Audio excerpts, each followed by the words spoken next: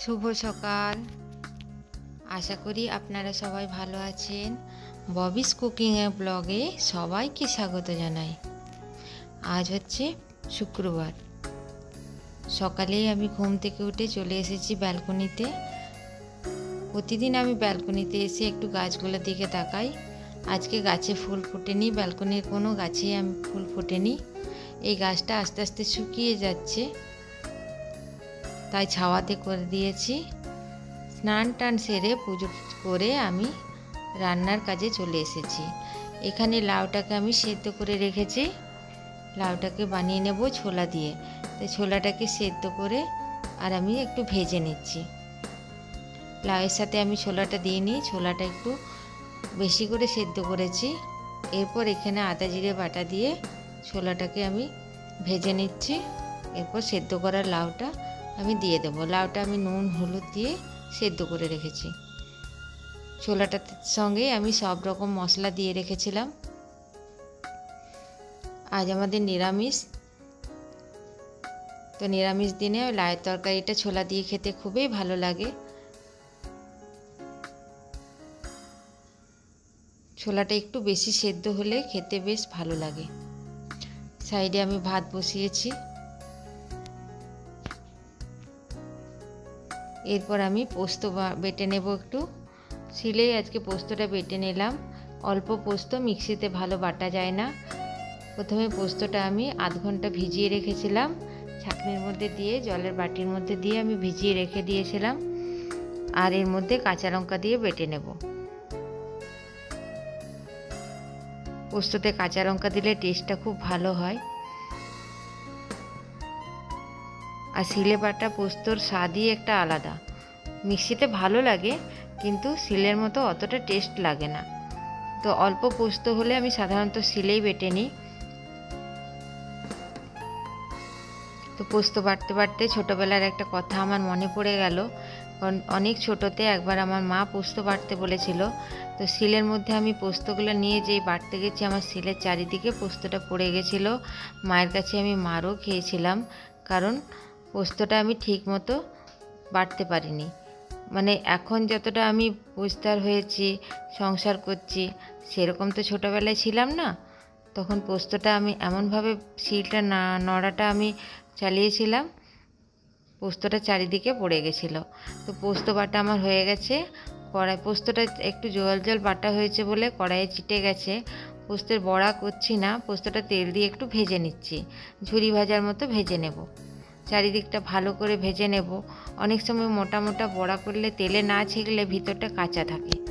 তো আমি এই পোস্ত বাটা হয়ে গেছে, পোস্তের ভাজাও হয়ে গেছে। তো এখানে আমি নিম বেগুন ভাজা বানিয়ে নেব। আমি একটু এই যে পোস্তটা ঝুরি ভাজা করে নিয়েছি, আর নিম বেগুনটা আমি অন্যরকমভাবে ভাজি। কড়াইয়ে অল্প একটু তেল দিয়ে কুচি কুচি করে বেগুনগুলো দিয়ে দিয়েছি। দিয়ে এরপর আমি ভালো করে ভেজে নিচ্ছি। কম আঁচে ঢাকা দিয়ে রেখে দেবো। বেগুনটা সেদ্ধ হয়ে গেলে সেখানে আমি গুঁড়ো করা নিম আমার আগের থেকে রাখা আছে। আর এইভাবে নিম বেগুনটা ভাজলে খুব টেস্ট হয়। এরপর আমি ওই বেগুনের সাথে নিম পাতাটা, গুঁড়ো করা নিম পাতাটা ভেজে নেব। কারণ আমার নিম, আমি অনেক আগের ভিডিওতে শেয়ার করেছিলাম, আমি নিম পাতা শুকোতে দিয়েছিলাম। তো আমি অনেকটা নিম একসাথে বানিয়ে রেখে দিই, 1 কৌটোর মতো। ওই দুটি করে আমি বেগুন দিয়ে হোক আলু দিয়ে হোক, আমি একটু তেঁতোটা ভাতের সাথে পছন্দ করি। প্রথম পাতে একটু তেঁতো থাকলে খুব ভালো লাগে খেতে। তেঁতো দিয়ে একটু ভাত খেতে আমার ভালো লাগে। তো ওই নিম বেগুন, কোনোদিন উচ্ছে ভাজা, এইগুলোই আমি খাই বেশি। এখানে আমি কুঁদরি কেটে রেখেছি। কুঁদরি বা কেন্দুরি অনেকেই অনেক রকম বলে। তো সেই কুঁদরিটা আমি ভেজে নেব। ছোট ছোট করে আমি ধুয়ে কেটে নিয়ে রেখেছি। কড়াইয়ে সর্ষের তেল দিয়ে দিলাম। এর মধ্যে দিয়ে দেবো শুকনো লঙ্কা। কুঁদরি ভাজাটা আমার খেতে ভালো লাগে, আর কুঁদরি পোস্তটাও খেতে ভালো লাগে। তো আজকে আমি কুঁদরি ভাজাটাই বানিয়ে নেব। তেলটা দিয়ে আমি চলে গেছিলাম ব্যালকনিতে। বেল টিপছিল কেউ, সেই জন্য আমি অনেকক্ষণ ধরে তেলটা রাখা রয়েছে।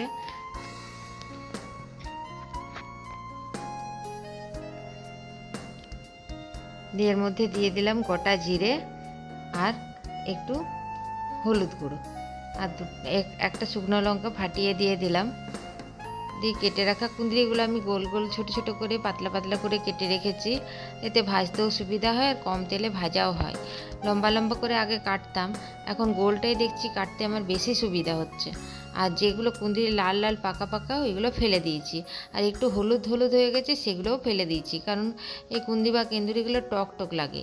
আর এই ভাজাটা দিয়ে রুটি খেতে খুব ভালো লাগে খেতে। এর সাথে অল্প একটু চিনি কিংবা একটু পোস্ত ছড়িয়ে দিলে আরও ভালো লাগে খেতে। তো আমি এই কুঁদরিটাকে দিয়ে আর গ্যাসের আঁচটাকে বাড়িয়ে দিয়েছি। এই জলটা যখন আমার একটু শুকনো শুকনো জলটা মরে যাবে, কুঁদরিতে জল ছিল ধোয়ার পর, সেই জলটা মরে গেলে আর আঁচটা কম করে আমি ঢাকা দিয়ে রেখে দেবো।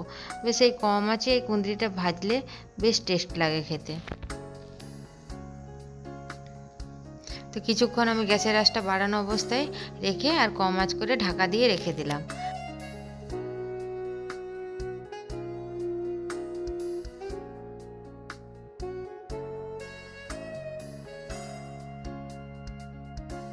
তো কুঁদরি ভাজা আমি মাঝখানে একবার কুঁদরিটাকে আমি খুলে নেড়ে দিলাম, তারপরে এরপর খোলা অবস্থাতেই রেখে ভাজবো, কম আঁচ করে ভাজবো অনেকক্ষণ ধরে, তাহলে আমার কুঁদরি ভাজা রেডি হয়ে যাবে। আর এখানে আমি কাপড়গুলো তুলে নিয়ে এসেছি, তাই গুছিয়ে নিচ্ছি। মাঝখানে কুঁদরিটা ভাজতে ভাজতেই আমি কাপড়গুলো একটু গুছিয়ে নিচ্ছি।